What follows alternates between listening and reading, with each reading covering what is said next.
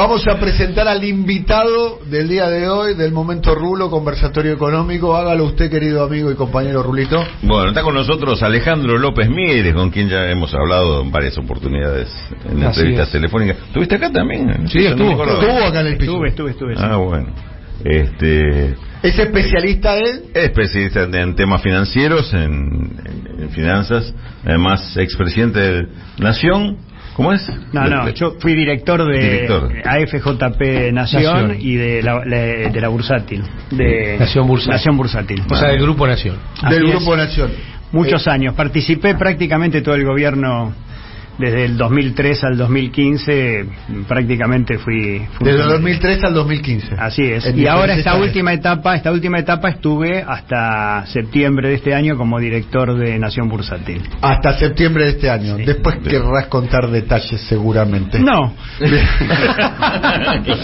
Bueno, vaciló, No. Muy bien. Así, y analista del Instituto del Pensamiento y Políticas Públicas. Bueno, a ver, sumamos es un tema que yo quiero que desarrollemos en el día de hoy. Lo tenemos, está en Estados Unidos, ¿no? Está en Estados Unidos en este momento. También un amigo de la casa que siempre tiene la deferencia de conversar con nosotros, a Javier Timerman, analista financiero. Javier, querido, muy buenos días, ¿cómo estás? ¿Qué tal? ¿Cómo andás? Buenos días. Muy bien, a ver si le podemos subir un poquito el retorno a Javier, a ver si lo podemos escuchar. ¿No se escucha? Perfecto, Javier. Sí, te escuchamos bien. Estamos acá con Amado, con Valentina Castro, Rulo Latorre, Alejandro López Mieres. Estamos en un momento de todos amigos. Todos amigos tuyos, sí, claramente. Javier, queremos escucharte a propósito de la quiebra del Silicon Valley Bank y la quiebra de otros bancos de inversión en Estados Unidos. A ver si nos podés explicar qué está pasando y qué repercusiones puede llegar a tener. Lo que está pasando es bastante simple, es una corrida bancaria típica de un banco o de cualquier persona que recibe un préstamo, en este caso depósitos por parte de la gente depositaba en este banco, depositaba mucho, el banco no tenía la capacidad de prestar tan rápido, entonces compraba títulos del Tesoro americano, nada malo con eso.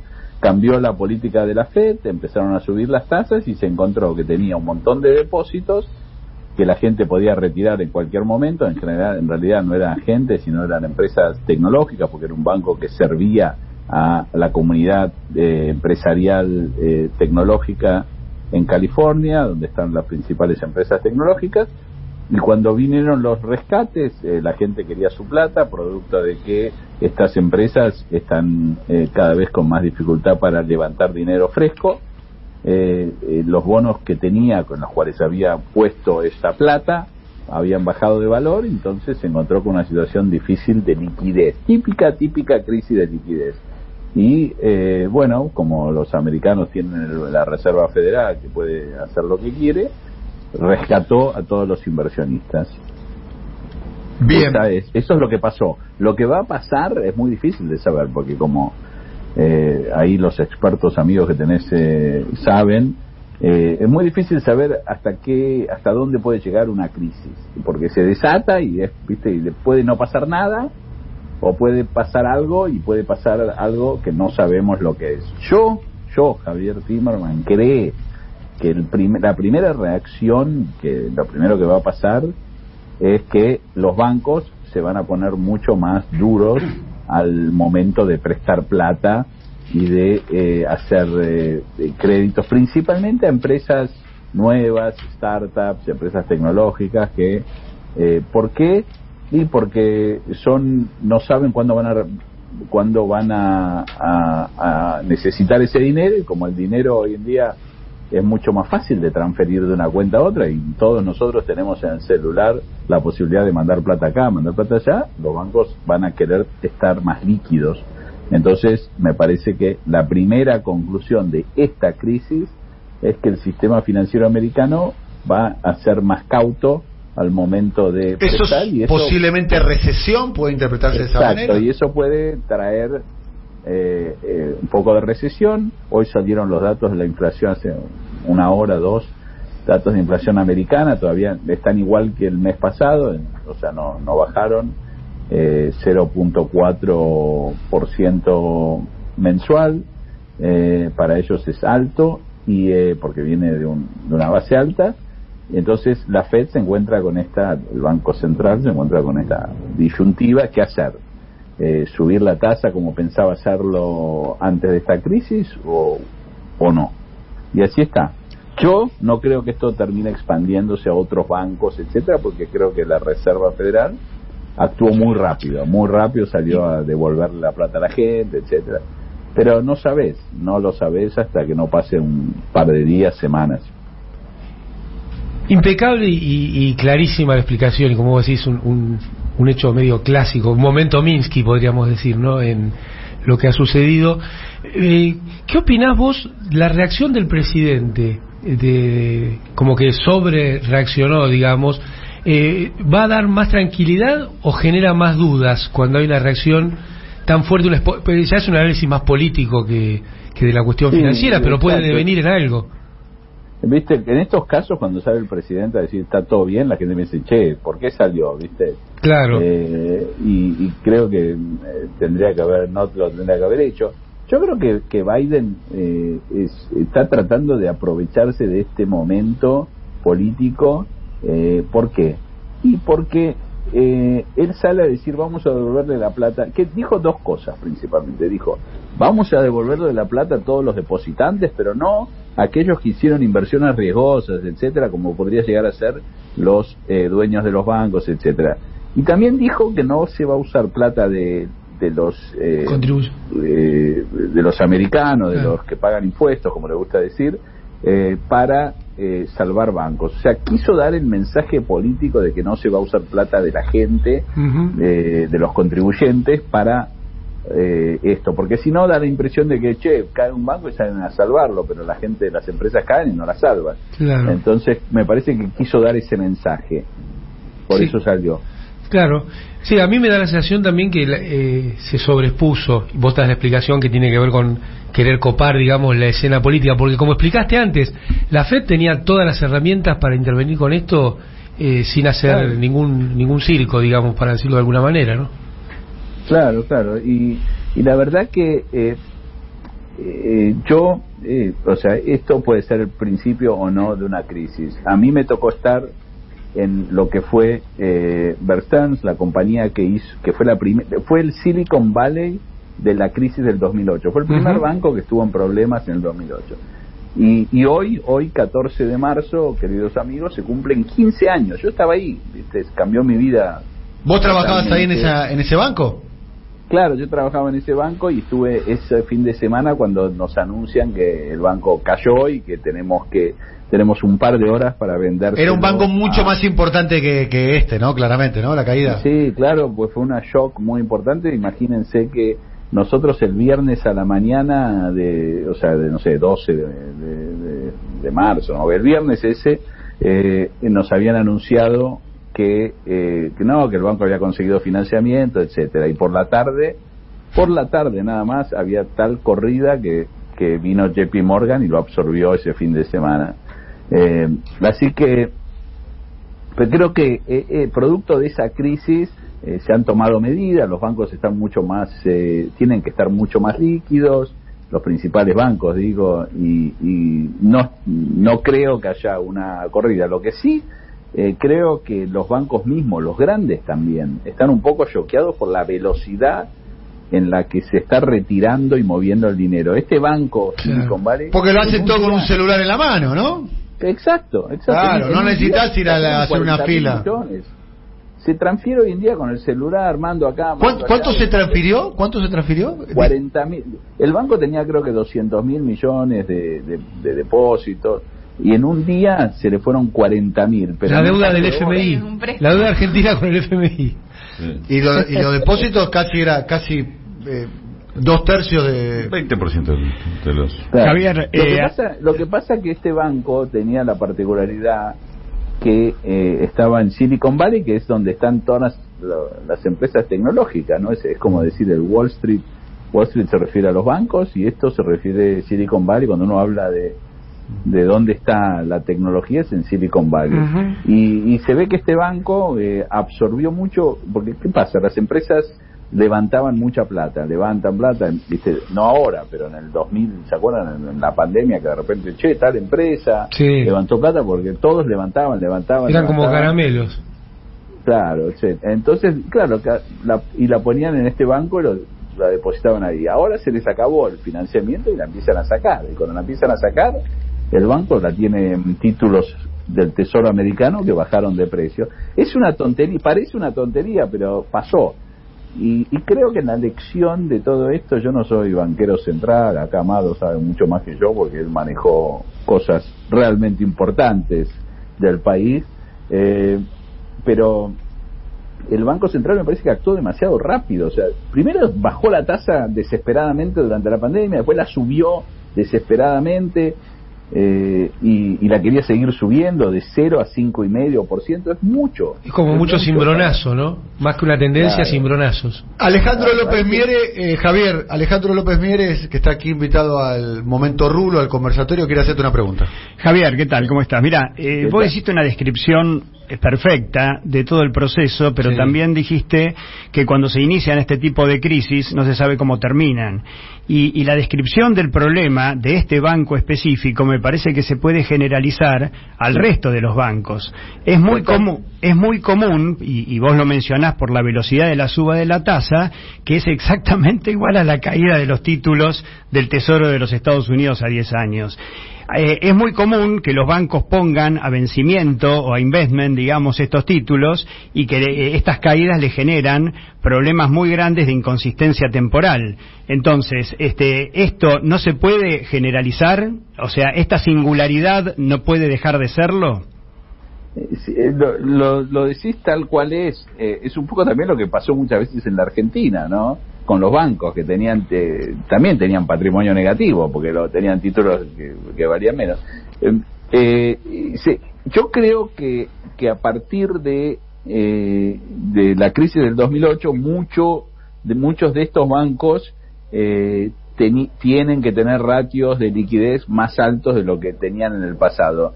Entonces, mucha de esta plata debe estar en Treasury Bills a corto plazo, cortísimo plazo, etcétera. Y son bancos que tienen la capacidad de acudir a la Reserva Federal, lo que se llama... Hay algo que es mágico en Estados Unidos, que acá también hay. Me imagino que es lo que los americanos llaman el window de la Reserva Federal. Es donde van los bancos a poner y sacar liquidez, pero en estos momentos sacan más de la que ponen. El acceso a este window, que quiere decir ventana en inglés, se está flexibilizando mucho para los bancos, y si la Fed toma estos títulos a valor a lo que se emitieron, van a tener mucha capacidad de absorber si hay algún tipo de corrida, pero justamente lo que están mencionando es que los bancos grandes, si algo van a recibir, es parte de estos depósitos, etcétera. A mí me preocupan más los bancos chiquitos, los bancos regionales, lo que llaman bancos regionales, bancos de los estados, etcétera, no necesariamente los bancos grandes. Veremos cómo evoluciona esto. Que algunos han sido fuertemente golpeados en bolsa ayer, ¿no? También. Sí. El caso del First Republic, el Western Alliance. Perdieron 60% en... Exacto. Ahora, no lo interesante, pero lo que siempre... ¿Son bancos que perdieron el 60% de sus depósitos? No, del valor de sus acciones. De la acción en media jornada. Pues. En media jornada. O sea, son bancos que están al borde del knockout. Y por lo menos son de los que están apuntados, me parece. Claro, lo que pasa es que hay una velocidad tan fuerte en todo, ¿no? Y lo vemos mucho en las valuaciones de muchas de estas empresas tecnológicas también, no valen un día una cosa y después vale otra totalmente diferente. Sí, está claro que la economía real tiene poco que ver con el sistema de evaluaciones de las bolsas. Impacta, impacta mucho porque los bancos van a empezar a tener más cuidado. La última pregunta, Javier, y tiene que ver con esto. Que tenés ahí, Tonietti, Amado, el Rulo, ¿qué es el Rulo de la Torre? Exactamente. El mismo que ¿Cómo te va, Javier? El Rulo que laburó con mi viejo. Claro. Sí, la opinión. Claro. Uno de los pocos que quedan. Sí, que laburó con Jacobo. Con Jacobo, ¿no? Es más, medio que lo imita a Jacobo. Imítalo, en una época lo imitabas a Jacobo. ¿Tenés una anécdota con Jacobo Timerman o no? Tengo varias anécdotas, sí, pero... Cuenta la leyenda que tu viejo Jacobo Timerman era un editor muy estricto, ¿no? Muy estricto. Pero no, la leyenda y yo también. ¿Sí? Sí, muy estricto. Y bueno, en una época era... Y me tocó ir a rendir examen de él y me temblaba todo. Sí. Y te miraba. Era muy bueno. Vos sabés que a mí me preguntan cómo era personalmente. Digo, en mi casa era buenísimo. Lo que pasa es que sí, que tenía esa cosa. Yo me acuerdo una vez que estaba con él en La Razón, lo había ido a visitar y le estaba corrigiendo un artículo tenso a la hora del cierre, y vino un periodista tímidamente, muy tímidamente, a decirle: Jacobo, llamaron para decir que hay una bomba en el edificio. Y mi padre, sin mirarlo, le dice: dígale que ya explotó. Era eso, sí, tal cual. Ya sé ahora de dónde sacaba el humor Héctor. ¿Hola? Sí, estamos acá riéndonos. Bueno, Javier, te agradecemos mucho el contacto con nosotros, un abrazo muy grande, gracias por tu tiempo, como siempre. Nos vemos por acá, A ustedes, un fuerte abrazo a Amado. Cuando andes por Buenos Aires, venite acá al programa. Sí, claro. Sí, me encantaría. Bueno, estamos en contacto, dale. Un abrazo grandote. Un abrazo muy grande. Javier Timerman es analista financiero internacional, vive en la ciudad de Nueva York, se dedica al tema de las finanzas. Es la noticia económica número 1 en el mundo, ¿no, Alejandro? ¿No? Valentina, se completa el equipo con Valentina Castro, Sí. Gran incorporación de la familia disfuncional de Siempre Soy, que es socióloga formada y especializada en economía. Rulo, están cayendo mucho también en la bolsa de Tokio hoy golpeó muy fuerte toda esta situación. Fíjate vos el tema del impacto global, ¿no? Bueno, Tokio, que a esta hora ya terminó la jornada. Pero... A nosotros esta crisis financiera nos podría pegar de frente, ¿no? Hay una dimensión de lo que decía Javier que me parece que es central. Desde la crisis del 2008 se generó una plétora de capital, esto en términos marxistas. ¿Qué es plétora? Exceso, okay. Digamos, fundamentalmente prácticamente por tasas de menos del 1%, que generó un endeudamiento masivo de estados, de empresas, de familias. ¿Qué pasa cuando empiezan a subir las tasas de interés como, por ejemplo, mecanismo de control antiinflacionario, que es lo que está pasando en Estados Unidos? Todos los activos a cierto plazo se descuentan a esa tasa, por lo tanto tienen menor valor presente. Al tener menor valor presente, tu patrimonio disminuye. Ahora, contra más vos te apalancaste, contra más vos te timbiaste y contra más fuerte te fuiste temporalmente, más te va a caer en términos de valor presente. Y esta es la preocupación. No es una singularidad más allá que este banco en particular tenga características singulares, sino que esto que está pasando, miren los bancos europeos, por ejemplo, la caída en los bancos europeos, y no chicos, grandes, me refiero al Credit Suisse, me refiero al UBS, me refiero al Deutsche, digamos, son situaciones muy, muy complejas que no se sabe cómo van a terminar. Bien, se sabe cómo empieza, no se sabe cómo termina. La explicación que dio fue perfecta, pero hay que agregar que es un problema sistémico, que tiene mecanismos por los cuales se endogeniza el problema. O sea, es un problema que los propios movimientos y evaluaciones te agravan el problema en los libros de los bancos, y eso hace que haya menos capacidad prestable. Pregunta, ¿cómo nos puede impactar a nosotros? Teniendo en cuenta que venimos de la pandemia, de la guerra, y la Argentina tiene sus particularidades. Y por varios canales.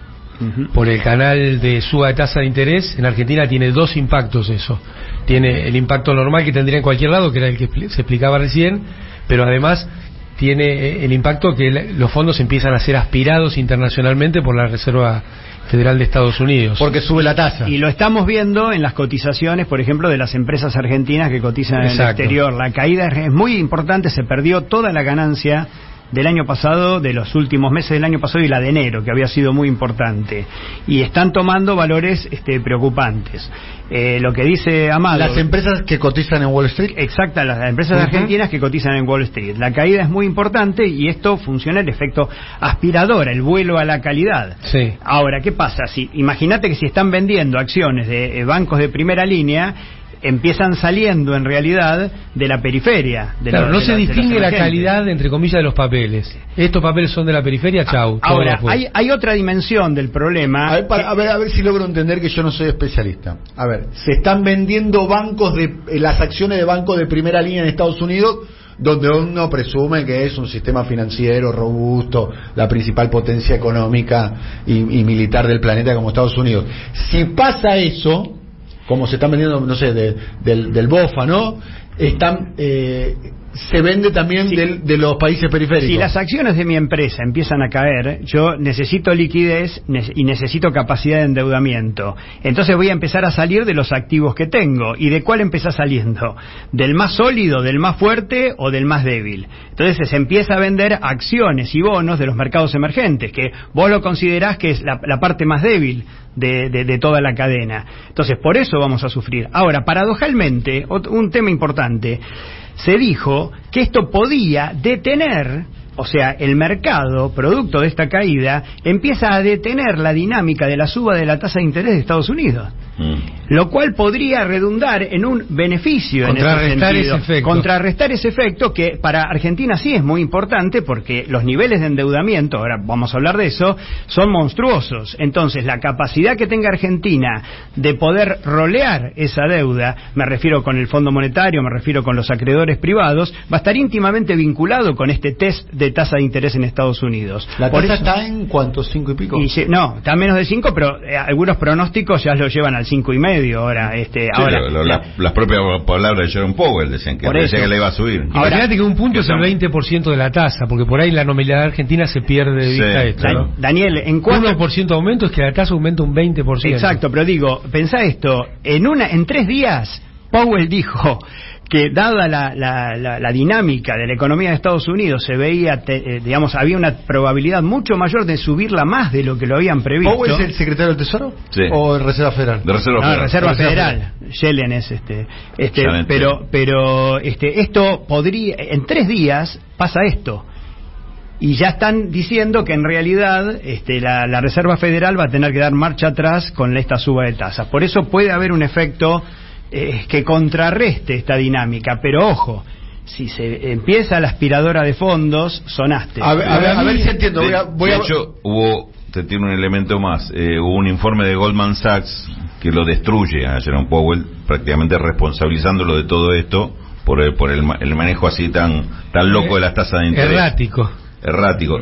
Y Goldman Sachs, uno podría decir, y son los patrones de Jerome Powell. Claro. Mira, una cosa me parece importante para nuestros oyentes, que es lo que se viene desarrollando en toda esta charla. Hay que entender que el sistema financiero es intrínsecamente inestable. Que el propio movimiento del sistema financiero en equilibrio, funcionando bien, bla, bla, bla, bla, bla, es inestable. Entonces, estos episodios generalmente terminan sucediendo lo contrario a lo que dijo Biden. Salen los contribuyentes a rescatar a los bancos en algún mecanismo más o menos opaco, pero esto es lo que pasó en el 2008, ¿no? Claro, pero no fue la primera vez, digamos. No, claro. Pero en 2008 fue muy evidente, muy violento y muy persistente cómo se transfirieron recursos del conjunto de la sociedad y de la economía real a los bancos, donde inclusive siguieron cobrando lo mismo los gerentes. Yo me acuerdo en el G20 2010 que uno de los temas era, vos fíjate la importancia, los presidentes del mundo, los ministros de Economía, hablando de cómo cobran los gerentes del sistema financiero, los que administran estas carteras monstruosas, que había que regularlo internacionalmente, bla, bla, bla. Bueno, ¿pasó? No. Porque tienen tanto poder de lobby que cobraron exactamente lo mismo que en los tiempos de afluencia. Mientras tanto, se perdían los puestos de trabajo de a millones. Y a veces en conflicto con los propios accionistas. O la mayoría de las veces en conflicto con los propios accionistas. Porque claro, hay un sistema donde los bancos se endeudan para pagar las remuneraciones de los gerentes. A ver, para ir cerrando, porque quiero ir al tema del acuerdo con el Fondo Monetario Internacional, lo que se conoció ayer. Vamos a leer un fragmento del comunicado del fondo. También hubo un comunicado por caso de la organización La Cámpora. 2 riesgos, según contabas vos, Alejandro López Mier, que está aquí con nosotros. El riesgo es que los fondos de inversión se desprendan de acciones financieras de países emergentes, le hace Argentina, ¿no? Con lo que está sucediendo en estos días, que es la baja de las cotización de las empresas argentinas que cotizan en Wall Street. Ese sería como un riesgo de impacto local de esta crisis en el corto plazo. Y de la capacidad argentina de poderse endeudar en otro contexto o de refinanciar deuda. Te pongo un ejemplo. Hoy los bonos argentinos, los reestructurados en el 2020... Los bonos reestructurados por Guzmán. Por Guzmán, valen el 25% menos de que la recompra de hace un mes y medio que hizo Massa. O sea, se pagó un 25% más, o más quizá, de lo que valen hoy actualmente. Se perdió prácticamente toda la evolución que había habido estos últimos meses, evolución positiva. ¿Los bonos están a precio de default, están a precio de quiebra? ¿Qué? Bueno, sí, una tasa interna de retorno del 50% anual supone un precio de default. Y eso es lo que está pasando con los bonos cortos argentinos. Estamos hablando de la deuda renegociada con los privados. Con los privados. Que ojo, ese es el punto a favor de Guzmán. Porque ustedes saben que la mayoría del establishment financiero local siempre decía, qué barbaridad, cómo no nos endeudamos con el Fondo Monetario Internacional porque tiene menos tasa que lo que nos está pidiendo. Ahora, fíjense que ahora le vamos a tener que pagar entre sobrecargos y la tasa de referencia que tiene el fondo prácticamente arriba del 6% anual, cuando los bonos reestructurados por Guzmán tienen tasas del 3 y pico. Entonces, miren la paradoja que se dio respecto a... Quiero decir que se criticó mucho por distintos motivos, por la no revisión de la deuda, me refiero a la reestructuración del 2020, por la no revisión de la deuda, por el timing, por el timing, precisamente por quizá alguna ventaja que se dio en algunos bonos, se criticó mucho. Pero ojo, se hizo en un momento de mínimo de tasa histórica y se estiró mucho el vencimiento, la duración de los bonos y se redujo prácticamente a la mitad la tasa de emisión. O sea que desde el punto de vista financiero, yo creo que esto tendría que haber tenido una forma de resolución política distinta, una revisión de la deuda, pero desde el punto de vista estrictamente financiero, la reestructuración de Guzmán hoy, con el diario del lunes, fue buena. La de los privados. La de los privados. Pero como hecho aislado. Bueno. Porque lo que uno tiene que ver también es que con esa reestructuración... Hablaste bien de Guzmán y... Sí, el otro salta enseguida. El otro salta, ¿viste? Pero vos fijate que no bajó el riesgo país. Seamos objetivos. Por eso. Pero no baja el riesgo país no por esa reestructuración. No por esa reestructuración. Habría que ver también, digamos, cómo es la dinámica macroeconómica para eso. Lo analizado como hecho aislado puede ser. Pero no existe en economía hechos aislados. Por eso hablaba del timing. Habría que preguntar, o yo le preguntaría a Guzmán, a ver que si estás de acuerdo. Al único tiene acceso a Guzmán en línea directa. Acá sí querés preguntarle a Guzmán. ¿Por qué motivo se arregló con los acreedores privados antes de arreglar con el FMI? ¿Y por qué el FMI fue socio de Argentina en esa negociación, marcándole la cancha a los fondos de inversión internacionales, diciéndole incluso cuánto tenía que valer la reestructuración? Bien. Primero porque era una pelea entre acreedores. Exacto. Estabas entre dos tauras, ¿no? Entre Washington y New York, por decirlo de alguna manera. O sea, los tenedores privados y el fondo... ¿Quién manda?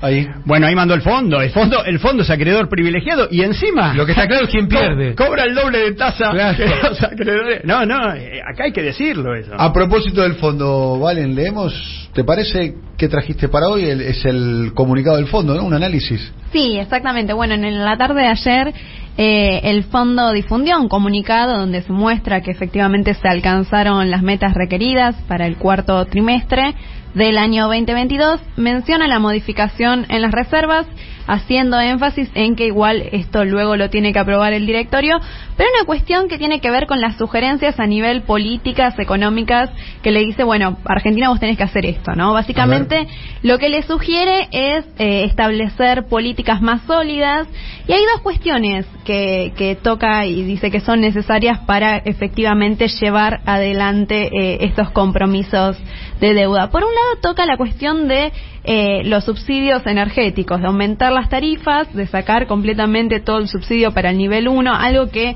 hoy en día el equipo económico viene demorando esa segmentación, esa aplicación en la segmentación de tarifas.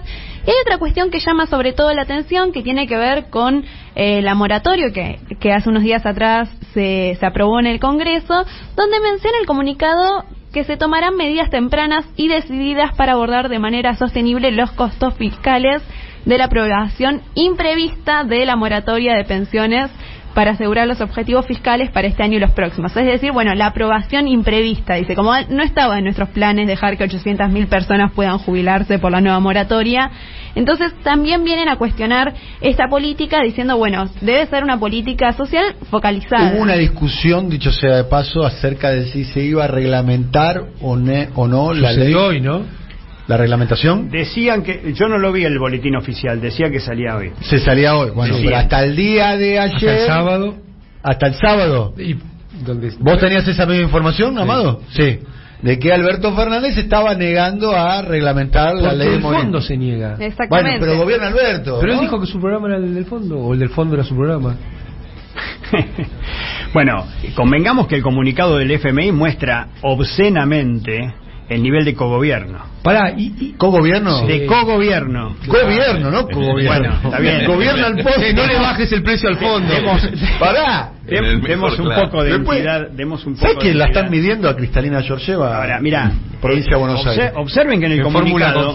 Observen que se me ocurre algún candidato. Observen que en el comunicado, más allá de marcar línea y de bajar línea respecto a lo que hay que hacer, lo que no dice explícitamente es cuánto se va a aceptar la baja del target de reservas netas. O sea, se dice que es una sugerencia y no lo cuantifica. Es más, lo dio el Ministerio de Economía a través de un vocero. Dieron las cifras. Claro. Pero no está en el comunicado. No está. El comunicado lo que está dicho al final es que se pidió. Claro. Se solicitó eso en función de... ¿no? Que el directorio lo tiene que aprobar todavía. Pero el directorio aprueba el otro, el tema del cumplimiento de las metas. Bueno, pero lo del tema de las reservas supuestamente ya está acordado. Observen los del staff. Observen que el número, estamos a día 14 de marzo y el target es al 31 de marzo. Faltan 17 días. No debería ser muy distinto al número de reservas netas actual, que calculo que puede rondar por los 4.400 millones de dólares. Por lo tanto, tendría que aceptar una baja de no menos de 3.500 millones en el target. Se dice que es más de 3.000. Entonces, pero digo, y ustedes vean que el Banco Central está perdiendo reservas todos los días. Se vendió a lo largo del 2023 más de 1.500 millones de dólares, cuando en realidad son meses donde siempre se acumulan reservas. O sea, estamos en un problema complejo. Sí, a mí uno de los puntos más relevantes, yo sé que lo financiero es lo que más llama siempre la atención, pero nosotros en este programa veníamos diciendo desde antes de que se firmara el acuerdo con el fondo, que el fondo venía por nuestro sistema jubilatorio, que el fondo venía por el sistema previsional. Y es más, cuando se firmó el acuerdo había una mención explícita encubierta que desde el gobierno se decía no, nada que ver, pero ya ahí figuraba que se formaría una comisión para estudiar. Bueno, si se forma una comisión para estudiar, no va a ser para ampliar la cobertura, para bajar la de jubilación o para aumentar las jubilaciones. Es para terminar con nuestro sistema jubilatorio.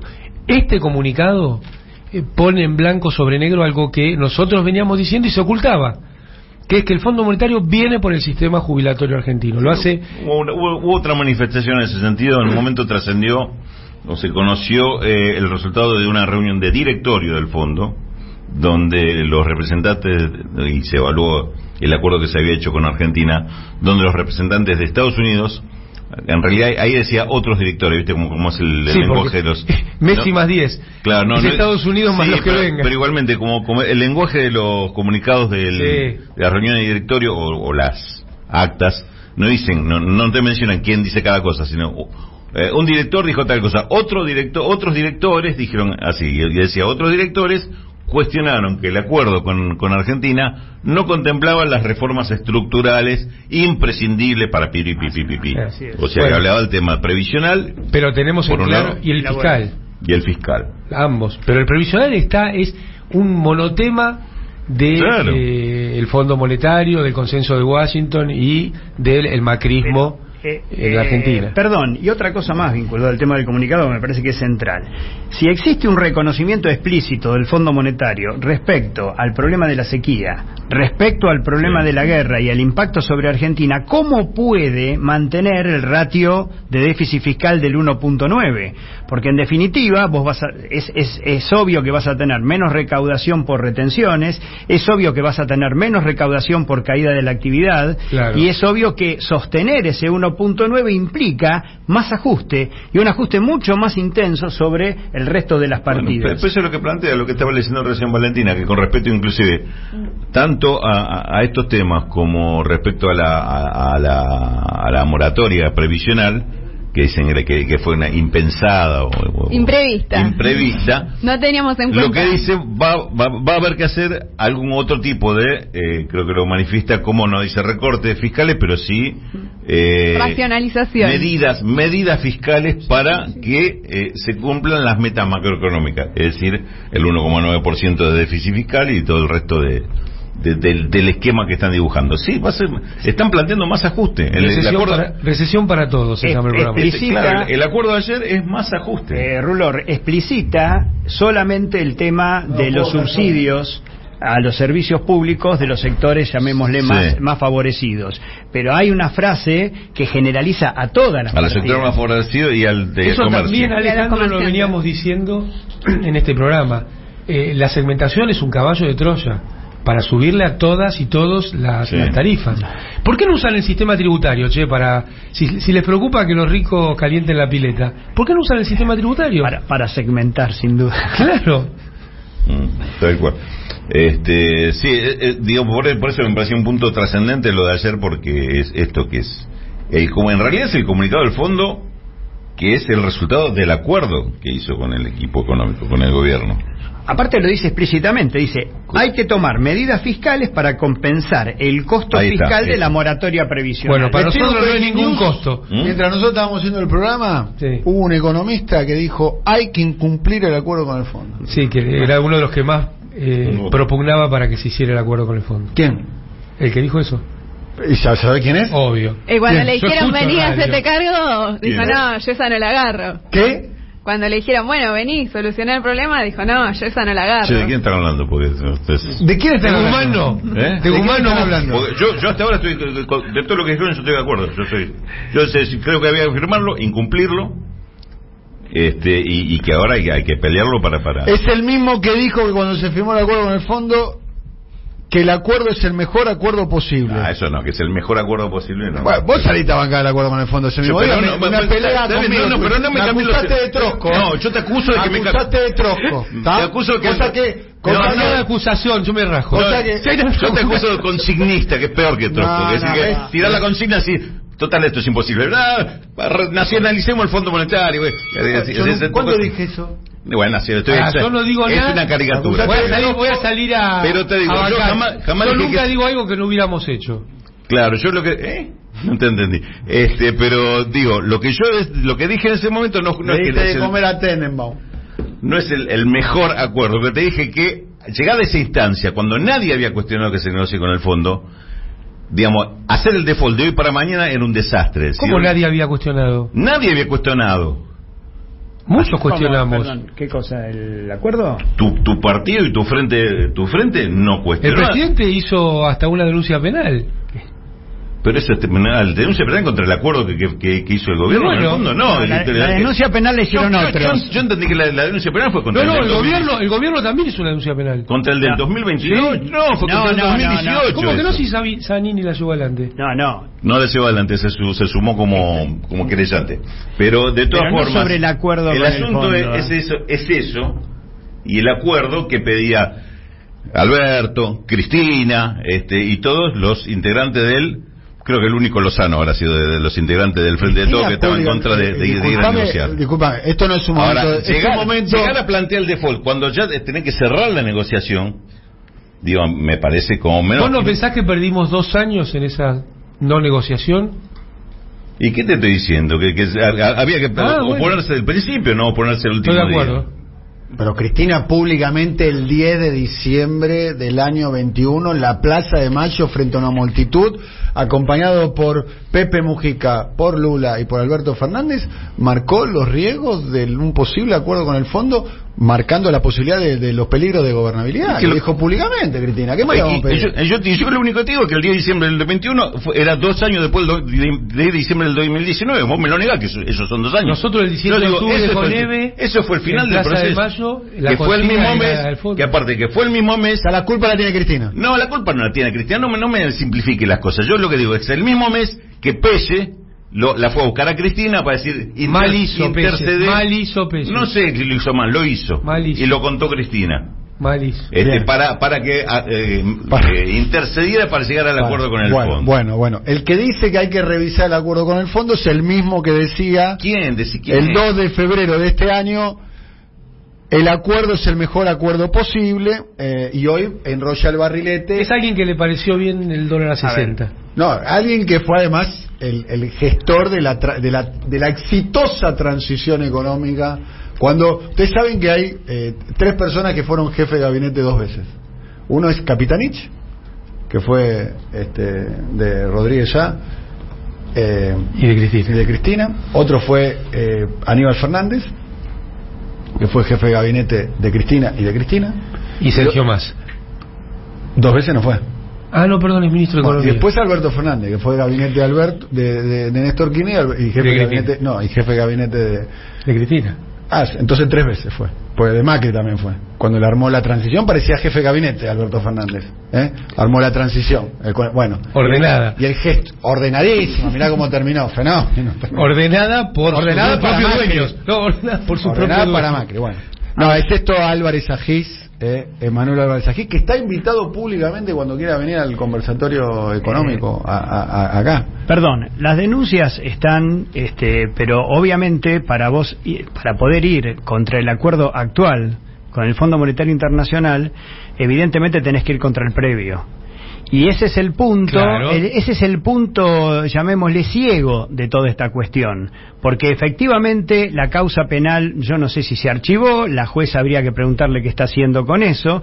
Ahí hubo opinión del Banco Central, hubo opinión de la Sindicatura General de la Nación, hubo opinión de la Procuración, y duerme, como se suele decir, el sueño de los justos. Pero también hay denuncias penales de organizaciones sociales.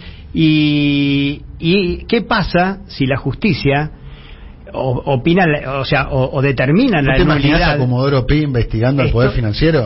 Seamos buenos entre nosotros. Pero, a ver, puede haber gente que pueda llegar a meter algún palo en la rueda respecto al acuerdo de Macri, porque el nivel de irregularidades que tuvo ese acuerdo es altamente manifiesto. Ahora, si eso se decretara, ¿cómo sigue la historia? Esa es la cuestión. Vinculado al tema, me refiero del actual acuerdo con el fondo. Te has calorado, me gustó, se picó un poquito, se picó un poquito el momento Rulo. Bueno, Rulo, sacaron la bandera celeste y ponen la negra y roja. Nos faltó mencionar un último comunicado que también salió en el día de ayer, que fue el de la organización La Cámpora, que justamente menciona esto, ¿no? Los márgenes de libertad que tenemos para establecer la política económica en este esquema de cogobierno, donde sabemos que es el Fondo Monetario quien es el que marca la hoja de ruta del gobierno. Sobre todo, si uno mira la receta del fondo, es la misma que tenía Martín Guzmán antes de firmar el acuerdo con el fondo. No es casualidad, era el que se la pasaba diciendo política social focalizada. Para el fondo no hay guerra, no hay sequía, siempre la misma política, no hay un país y otro. En esto del comunicado de La Cámpora, muy cortito, me parece que pone en lo principal, que es la política, cómo se toman las decisiones. Y cuando dice lo de la democracia, ese es el punto, eso es lo importante. Sí, acá principalmente lo que marca el comunicado es esto, ¿no? ¿Quién va a ser que al final del día va a tomar las decisiones sobre la política económica de nuestro país? ¿Y qué margen de libertad tenemos para entrar a jugar en esa democracia, ¿no? ¿Hasta qué punto es democracia si estamos siguiendo las recetas del fondo? Hay un detalle que es la política económica de la República Argentina se define fuera del territorio nacional, en la ciudad de Washington, Distrito Capital de los Estados Unidos de Norteamérica. Esa es la verdad.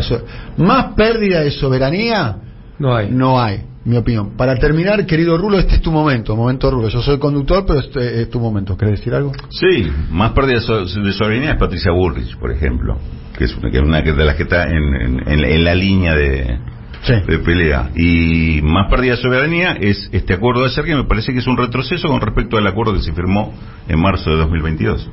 Bien.